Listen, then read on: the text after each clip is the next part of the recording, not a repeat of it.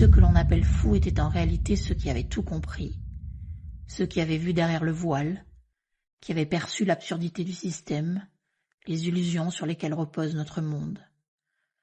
Peut-être ont-ils compris que la réalité que nous acceptons est une construction, un artifice, un décor bien ficelé, où chacun joue son rôle sans jamais questionner le scénario. Peut-être ont-ils vu que tout est inversé, que l'ordre est un chaos maquillé, que les vérités sont des illusions bien vendues, que ce que l'on croit être la liberté est une prison dorée. Et peut-être que cette lucidité leur a coûté cher, car voir le mensonge dans lequel on évolue sans pouvoir s'en extraire, sentir l'incohérence des règles du jeu sans pouvoir les changer, comprendre que l'on est enfermé dans une boîte invisible dont presque personne ne soupçonne l'existence, c'est une forme de folie en soi.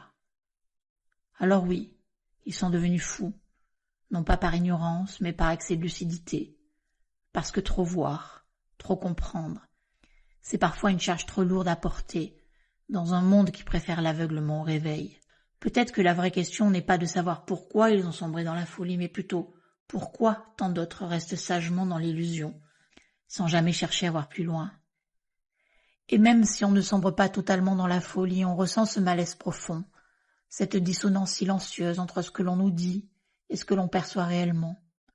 Un inconfort diffus qui nous suit partout, comme un bruit de fond, comme une alerte intérieure que l'on essaie d'étouffer. On joue le jeu, on fait semblant, mais quelque chose en nous sait. Alors que faire? La fuite n'est pas une option, l'oubli non plus. Mais il existe un autre chemin, celui de la lucidité, du courage et de la clairvoyance. Car comprendre ne signifie pas subir. Voir la prison ne signifie pas y rester enfermé. Il est possible de sortir de cette illusion, de reprendre son pouvoir, de retrouver une existence alignée avec ce que l'on est profondément. Mais cela demande d'oser voir la vérité en face, d'oser affronter ses peurs et d'oser déconstruire tout ce que l'on a cru immuable.